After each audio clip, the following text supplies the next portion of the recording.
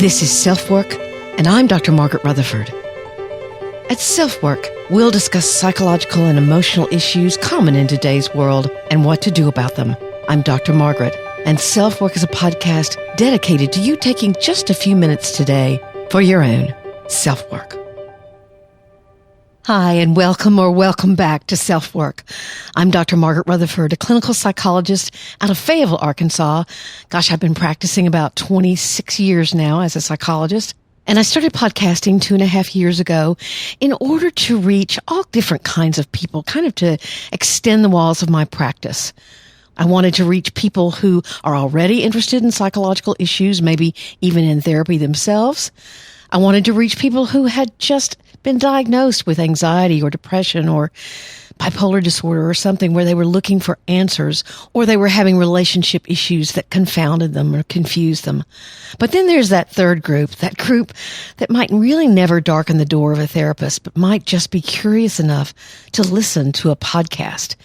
Now, this isn't therapy, but I am a therapist, so you're going to get an idea today of what talking with a therapist might just be like. So welcome to all of you. As many of you know, I've been writing a book on what I term perfectly hidden depression, which will be launched November the 1st of this year, I'm excited to say. And recently, I've been revamping my website posts on it. Google likes that, supposedly. But what I'm finding out, because I've been writing now for 4 to 5 years about it, what I'm finding out is how much my own thinking has grown with all the interviews and the posts I've read on perfectionism or the articles I've read since I began researching it. You may have listened to some of the episodes on perfectly hidden depression. They're interspersed throughout SelfWork. It starts with number 3 and 4, and then there are several others, or at least 4 to 5 others. So if you're interested, perfectly hidden depression is a syndrome which actually has 10 characteristics, most of which have to do with perfectionism, taking lots of responsibility, not having access to your painful emotions, being a friend to other people but never letting them befriend you, really, truly. And I'm so concerned about it because our suicide rates are growing, and I'm afraid perfectionism has something to do with it. So today we're going to do another installment of a perfectly hidden depression post, because one of the things that I'm discovering is that when you challenge your own perfectionism, grief may be waiting for you. In fact, that grief might be part of why you were hiding in the first place. Our listener email is someone who answered my question from last week's podcast quite directly and actually very poignantly when I asked, was there feeling in the group about whether I switched formats or added a format to have guests? So I wanted to see how many of you agreed with this listener. I could see her point, so I'd like to run it by you. So welcome again to SelfWork. Sit back and we're going to be talking about giving up perfectionism and perhaps discovering grief.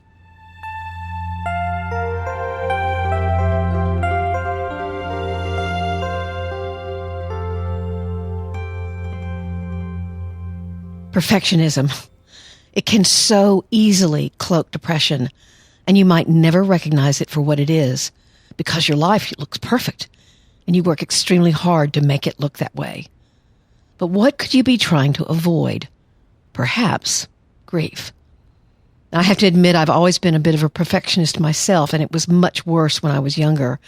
I can well remember my life being in shambles, just going through one more horrible and demeaning fight with my then boyfriend and later, sadly, husband. I felt so much shame for what I was creating. But it was time for a visit home, and I'd gather whatever pennies I had to my name and buy something new to wear so I could appear as if everything was peachy. I'm relatively sure it wasn't too hard to see under the surface of that charade, but it was so important to me to put it on. But it's interesting. Looking perfect to yourself or trying to put one over on those that love you isn't necessarily the kind of perfectionism that seems to be most devastating to mental health.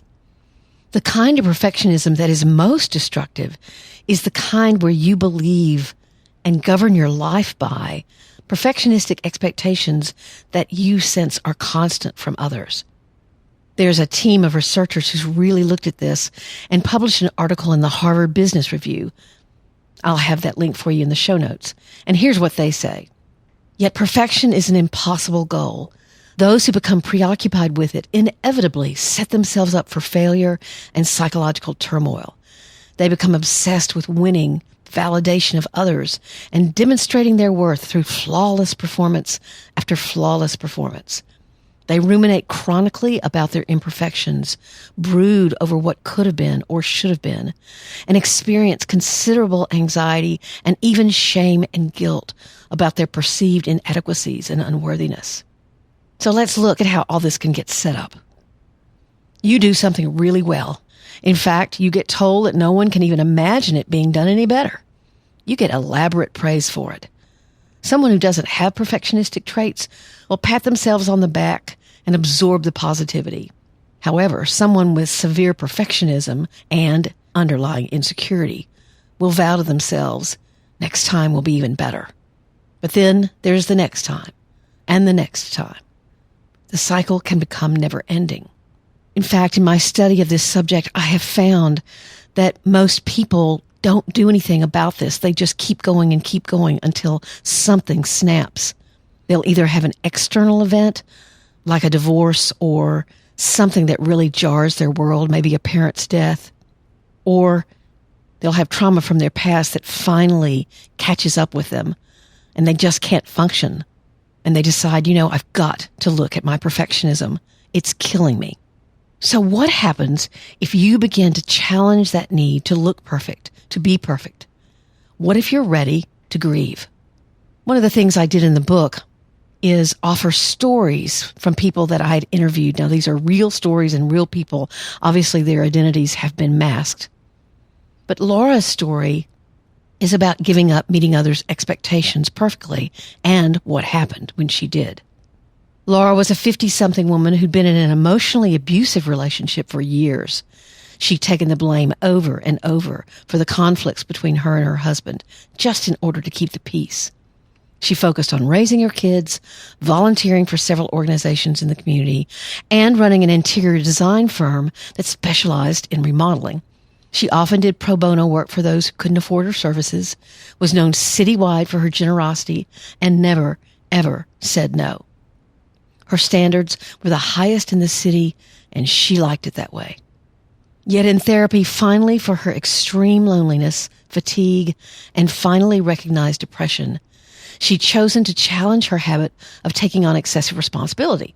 That's a very typical characteristic of someone with perfectly hidden depression. That's where she was going to begin her healing work. She laughed. It may not be much, but I went to my PEO meeting this month. They were asking for volunteers to run the upcoming silent auction, and I sat on my hands, literally. But interestingly, she then went on to discuss what had happened when she left the meeting. I got in my car, and all of a sudden, there were tears in my eyes. I felt ashamed. Other people are as busy as I am. I should have taken my share. Then I stopped myself. Why do I feel like I've always got to do more? The answer to that question became clear as we worked together. Laura had been adopted as a child, treasured and pampered by her parents. Yet they would also remind her how lucky she was. That if she hadn't been adopted by them, she wouldn't have all the privilege she enjoyed now. Her worth didn't seem to reside in her. It was dependent on her parents' generosity, or that was the message they doled out to her as a child. There was no arguing with that logic. Rationally, those facts were true. They'd adopted her. But she thanked her parents over and over again for the adoption. But the message of, "You owe us," never ended. The reason why Laura became a perfectionist and invested inexhaustible amounts of energy into others was based on this tremendous insecurity she felt as a child. It had become her job to prove her worth, constantly. But you can hear how she found grief and even shame when she began to question what she was doing. If you are anything like this, or if you love someone who is, what has to happen is for you to look at what early dynamic forced you into a perfect-looking role, where you are ever grateful, ever enthusiastic, ever performing your duty and responsibility. And when you begin to give that role up, when you no longer try to meet perfectionism's expectations, you can find grief. You're likely to be angry about whatever caused you to believe that perfection was a must. You may ask yourself why you spent so much time trying to do the impossible. Need to grieve that time and reinterpret what your own perfectionistic journey has been about. What did you need to learn? And you may be very afraid of what others will think of you now. What role will you play? This kind of reinterpretation is something I really recommend to people who've gotten a divorce. They'll say to me something like, I can't believe except for my kids, I wasted 10 years of my life. And I go, wait. I know it's like putting money in the bank every day, and then you go 10 years later to the bank to draw your money out, and it's gone. Obviously, the reason why you gave all that attention to that relationship was because it was going to last, because it would bring you a forever kind of fulfillment. And now you're alone again. And so you can feel robbed. But if you use this same process of reinterpretation, you get to think, wait a minute, what did I need to learn? What was the value of that relationship? Not just about my kids. So this process of reinterpretation can happen any time that you're trying to grieve time and energy spent. But when you do it, it's very much worth it. So to return to our conversation about perfectionism and stopping meeting the expectations of others just because they want or need you to do something is so freeing. Life can hold true fulfillment when you set your own expectations and work toward enjoying the process, when you respect your own boundaries, and when you believe that your worth is innate.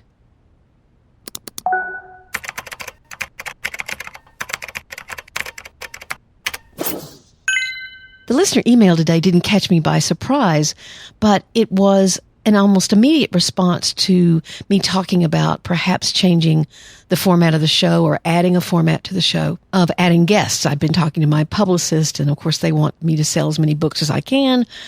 And they were talking about maybe having guests on the podcast, which I have done 4 or 5 times, and I enjoy doing it. So I just put it out there for y'all to discuss with me or get back with me on how you felt. So here's her answer.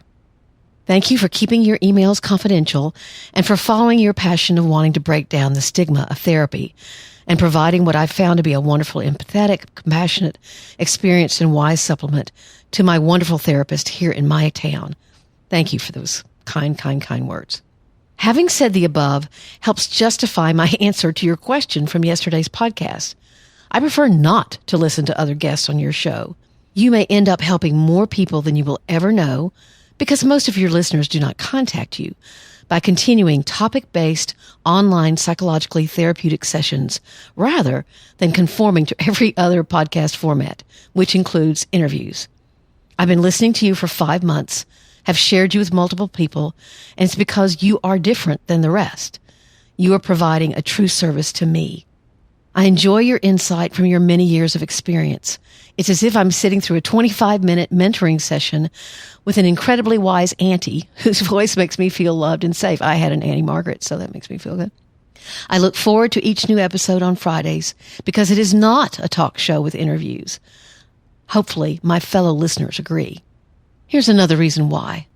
Whether or not you can ever provide online or phone therapy, most of us cannot visit your office. You are creating a trust with your listener, me, where I can get perspective, hope, and insight from someone whom I've come to trust as a person who can help me. In my mind, there is a connection when I listen to you.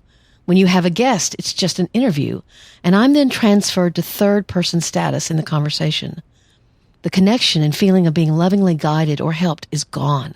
I can't quite explain this further because I don't have that deep understanding yet, but you're the psychologist, so you may understand why I feel this better than I do. I do understand it. It was very well put. It's like if 2 people are talking, and then all of a sudden the third walks up, it changes the tenor of the conversation, right? A little background. I found your podcast around Thanksgiving, and your knowledge, your voice, and your information on perfectly hidden depression have hit at my core. And I realized, like so many of your listeners, that I've lived with perfectly hidden depression for most of my life. At 42 years old, with a successful career, I'm finally working through some things that were never addressed as a child, things that have rocked my personal life as well as my heart, with my therapist, wonderful family and friends, and with your input. I decorated my Christmas tree last year while listening to episode after episode. Your guidance was exactly what I'd been needing, and I was dehydrated from 37 years of perfectly hidden depression. You are one of my wonderful friends who are feeding me emotional protein, which she says builds mental and emotional muscle. I love that term. I've never heard it. And emotional water. You've helped me in this massive renewal of what I have termed a renaissance or 90-degree turn in life. It's the worst, most painful, and yet most liberating event of my life. Thank you. I've wanted to write to you before, but today seemed like the right time for the words and feedback to come out. I want you to know what one of your silent listeners thinks about self-work. Please continue to follow your passion of helping through this form of therapy. I was very, very touched by what this listener said. I had kind of a funny feeling about the suggestion myself, but I'm so interested in all of you and what you might want that I wanted to know how you felt. And actually, if some of you want to email me, ask Dr. Margaret at drmargaretrutherford.com and let me know if you agree with this woman or you don't. Certainly I listen to podcasts with interviews all the time and enjoy them, but they are obviously different. Here's my answer to her. I'm very touched by your words, and frankly, I had a similar reaction to their idea. I wasn't sure what it was either, but I felt as if the show would change. It'd be one thing to set up another show, another podcast, and if listeners wanted to go over there and listen, then they could do it. But my preference is to keep self-work what it has been. I may consider another podcast, but let me again tell you how much your own story of listening means. A lot. I'm so happy that you have a great therapist and hope your work with them continues to be healing. And I will keep on going as long as I can think of topics with a little help from this listening audience that I hope others need and want to hear. I'm so very honored still by what I do, that people open themselves up in order to heal, this time the fuller, right way. Thanks for being a listener and for sharing the podcast. Take very good care. So again, if you'd like to comment or cast your vote at Ask Dr. Margaret at drmargaretrutherford.com, I'd love to hear from you. I do get a lot of emails now, and I have been answering them, so please go ahead and do that. So thank you to this listener, and I'll see if I hear from the rest of you.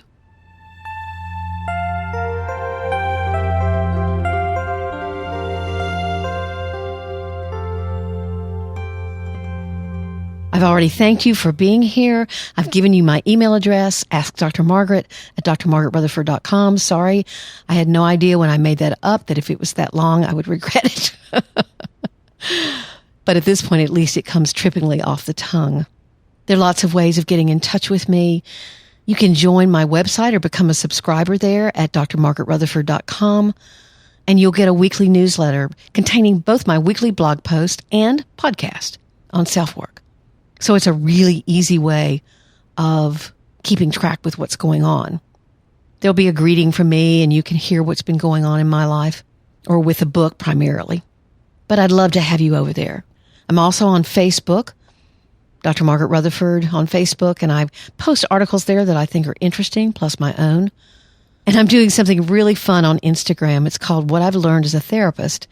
And let's see, I'm on number 79 right now, I think. I decided I would do 100 days of telling you what I've learned as a therapist. It's been a lot of fun. So I'd love to have you over there. That's just Instagram.com, Dr. Margaret Rutherford. And then there's one more way of getting in touch with me. I've started a Facebook group at facebook.com/groups/selfwork. That's facebook.com/groups/selfwork. There are so many people, almost 700 of us now. And I'm really trying to support conversations between people so they get to know one another. And it's not just this state of anonymity where you don't know who is who or what they're struggling with. You can comment or not. It's totally up to you. But if you come over and join, don't forget to answer the questions. And of course, I'd love it if you left me a rating or review, especially on iTunes. The written reviews are very helpful to me, because I get to hear how you think specifically about the podcast. I jumped in the deep end of all this. I had listened to maybe 2 podcasts when I started recording, and so I'm still learning a lot. And you can help me do that. So thank you so much for listening. Take very good care. I'm Dr. Margaret, and this has been SelfWork.